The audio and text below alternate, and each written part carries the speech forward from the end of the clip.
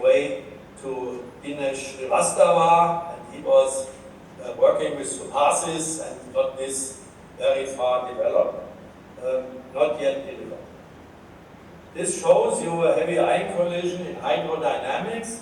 The calculation was done in our famous Frankfurt relativistic hydrodynamics code by Jan Steinheimer quite a while ago. You see here the density. Nuclei are still moving in. Now it's all in, and now the system starts to cool. You will see here how the yellow goes into red and then dark red. And the density goes down, and we should stop the calculation at about half nuclear metal density, because then the system is beyond freeze out and hydrodynamics is no longer valid.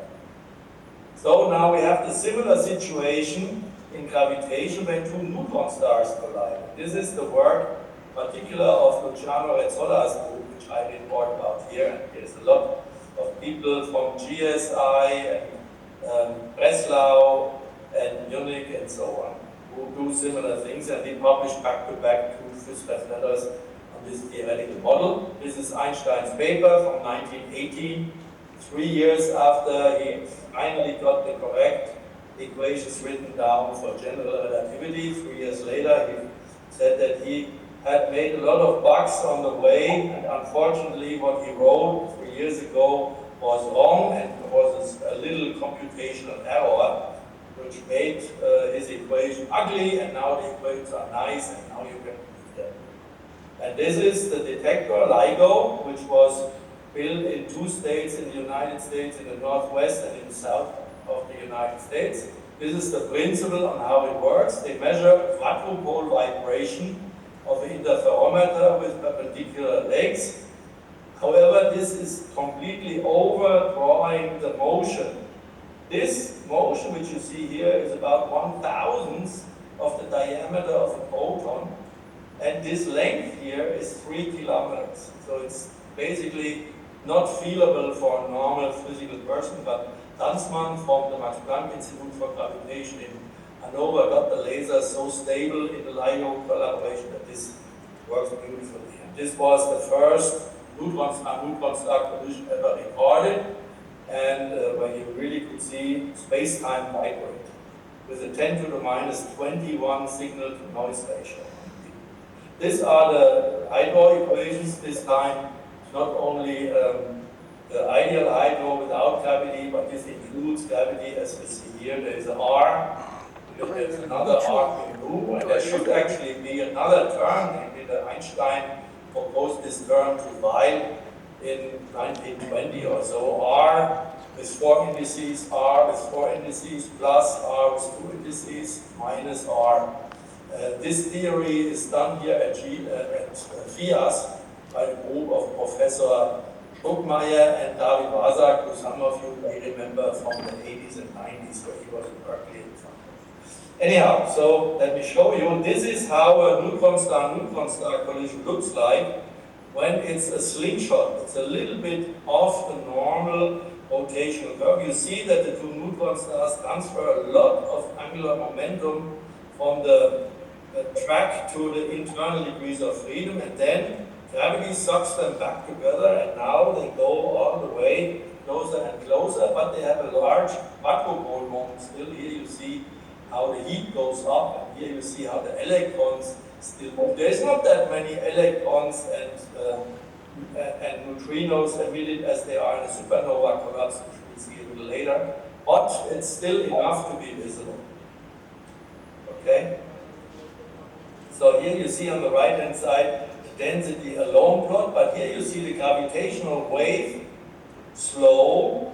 Now they come close together and they are tighter, so they dance like merengue, and they vibrate much faster and rotate much faster. Here are vibrations and rotations. And what you see is actually that the bouncing of the vibrations lead to high density, low density, high density, low density, high, low, high, low. And you see that also the density is correlated. I show you in a moment the curves of Lucas Y. Density is directly correlated to the gravitational wave frequency at this instant in time. So here is Jan Steinheimer's calculation of a heavy ion collision. in T and O. And here's another one. This is, as far as I remember, 1.2 GeV. This is a typical hardest system. This is half this energy. And you see the temperatures are between 80 and 60 MeV or 80 and 50 MeV. The isentropic expansion of 1.2 GeV collision, central collision, and here 600 MeV central collision. So this is Beverlach cis 18 energies typically. But here you see also gravitational temperatures and densities, and you see this is from the binary neutron star merger, T and also the density, and you see that the hardest experiments produce exactly the same matter as the neutron star mergers in outer space. And remember, this event was about 1 billion parsec away, so 3 billion light years away. And for us, this is fascinating magic that you can do on Earth what is happening at this point in time, of course, okay, a few billion years back in time, but arriving in our time at the same time. Microscopic calculation, macroscopic calculation, and these signals are actually seen. However, the neutron star merger has another component which you don't see in heavy ions, and this is the very cold, 10 MeV or so, very high density inner core, and that eventually can collapse into a black hole. Let's have a look how this would possibly look. These are the neutron stars hitting each other. These are the heavy ions hitting each other. Here is the entropy shown, and here is the temperature shown. Here you have the temperature, and here you have the entropy scale in the XY plane, and you see colors are almost identical in the central part here and in the central area. Very nice proof that the two systems give the same thermodynamic state. This is again, here is now the Z-axis, the collision axis shown, the initial hit. Then the system grows and grows and grows. Why? Because the two nuclei still move into each other, and at this point, roughly at this point, after about 15 Fermi over C, there is full overlap, and then the system starts to expand. And here it's of course different because the system cannot run away, gravity keeps it together. But what is interesting is these bombs here, and these many bombs here, which are density bombs. Bomb, bomb, bomb, bomb, bomb, bomb, bomb, bomb, bomb, bomb, 10, 12 of them happening.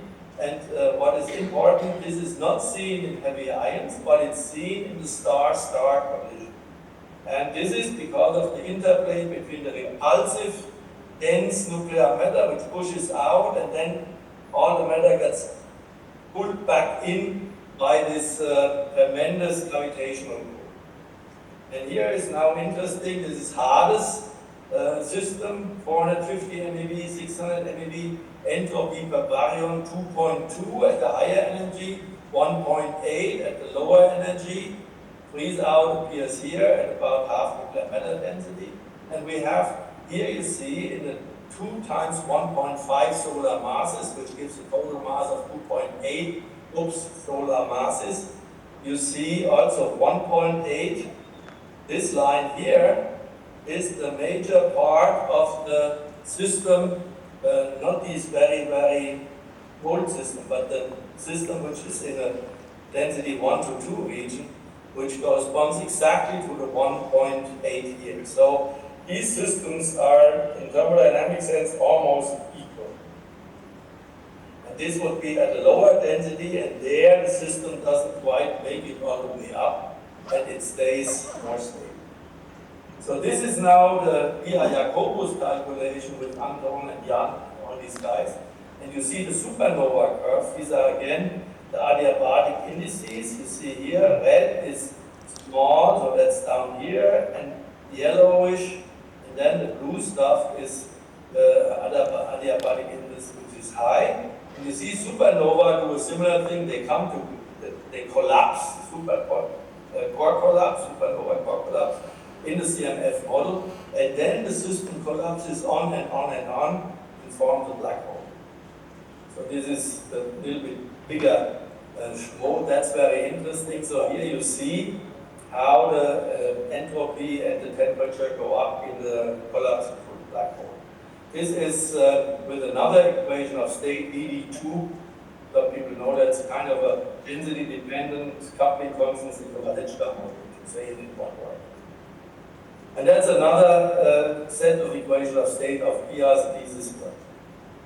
Well, this is neutrinos. I have no time to go into that. I just wanted to show you again this crossover transition, which you have seen here. The temperature is 40-50 MeV. This is this ring, which is around the center of the binary neutron star. But here you see how the core finally, at late time, this is like after 6 milliseconds or so, how the core collapses, and then by adiabatic warming goes up to more than 50 MeV, and you have a first order phase transition built in here, which comes from Schramm and Bexheimer from years ago. We used this equation. Now you see the gravitational wave frequencies. You see again here, this is the normal gravitational waves of the rotation. As long as the guys are distant and they come closer together, the system becomes very hectic in this moment of merger. But then again, you see here two waves overlapping. Here's a slow, and then very fast. This is the pirouette, which is the ice dancer when they pull in their arms, which is a speed up. The jump in frequencies from here, then here, from 300 Hertz to 3000 Hertz. Very interesting. Unfortunately, this distant event was so distant in August of 2017 that these frequencies were not in the reach of LIGO detector. If the event would have been closer to us, one would have seen this very interesting prediction, this jump of about a factor of 10 or so in the gravitational wave emission when you form not directly a black hole, but first an intermediate state which is either stable or after, as you can see here, like 15, 20 milliseconds collapses in a black hole. With quarks and without quarks, it lives longer with only a harmonic equation of state, but still here goes into a black hole chirp. And this is for a bigger system, 2.9 total mass, 2.8 total mass. Only a little bit difference in the mass and a storm factor 2 or so difference in the collapse time. Okay? So I promised you, and that will be my last results slide, gravitational wave emission, which is the frequency of the gravitational wave in kilohertz. So here 1 is 1000 hertz, and then here you go up to 3000, and you go back to 1500, 2000, 1800, 3000, blah, blah, blah. And this is all over the place, and this is exactly correlated to the bump in the density. When the density is highest, the system is smallest, the rotational frequency is highest. And this you see very nicely for both the 2.68 solar total mass and for the 2.64 solar mass. And these guys actually look like they might turn out to be stable.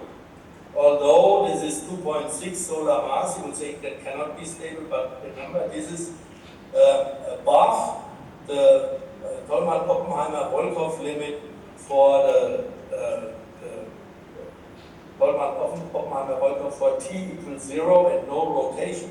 And here we have not t equals 0, we have high temperature and rapidly rotating and vibrating guys. So this could be a very long time that this system actually exists. Here this system looks like it gets into a black hole already after 10 milliseconds or so. So very interesting. This is our calculations for the mass production. Remember always to be very proud. Kodama predicted this already like, when was this Takeshi, like 50 years ago or 45 years ago, that such an event will produce lots and lots of heavy elements, in particular gold and platinum, 10 times the mass of the Earth. Young men, if you are brave, you go there and bring a few 1,000 tons of gold and platinum to Earth. Unfortunately, this will kill the price of gold and platinum in no time. Okay, so to our good old magic friend,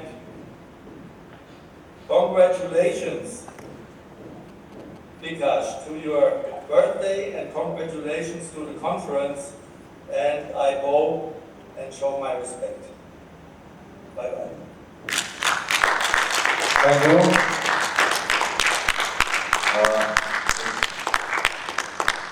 Maybe a few questions.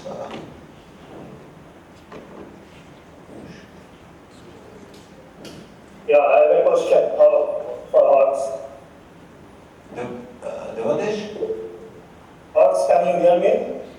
Very well. Okay.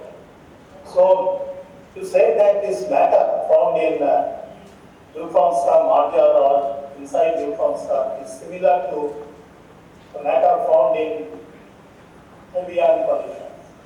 But we should actually remember one very important aspect of this matter, that is in neutron star case, matter is actually in equilibrium under weak interaction processes.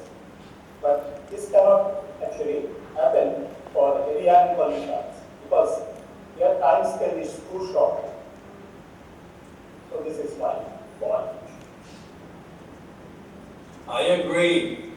The point is, what I was comparing is baryon densities and temperatures and chemical potentials and entropies. And this is all done here, this calculation without neutrinos. Only the supernova calculations which I showed were done with neutrinos. And you know the strongest neutrino wind comes when the normal matter, where there is roughly equal amount of protons and neutrons in the star before the progenitor, before it collapses, and then transforms into neutron matter. Then a lot of neutrinos are produced, and we actually measured them on Earth. You remember the famous 1987 supernova on close to the South Pole. I actually was at that time in South Africa, but I didn't know enough about the Southern Hemisphere to see that. So that is the big change when you change from N equals Z matter to basically neutron matter, neutral matter. And that, of course, is 100% point to you, Devadish. We don't have this at all because this takes about 10 to the minus 8 seconds or whatever it is. And in neutron stars, we have a production which is milliseconds, so 10 to the minus 3, so we have plenty of time. In heavy ion collisions, we have 10 to the minus 23, so we have no time. I 100% agree with you. So I didn't mean to say that every single species of hadrons is the same. I was more talking about the thermodynamics of the system. Thank you.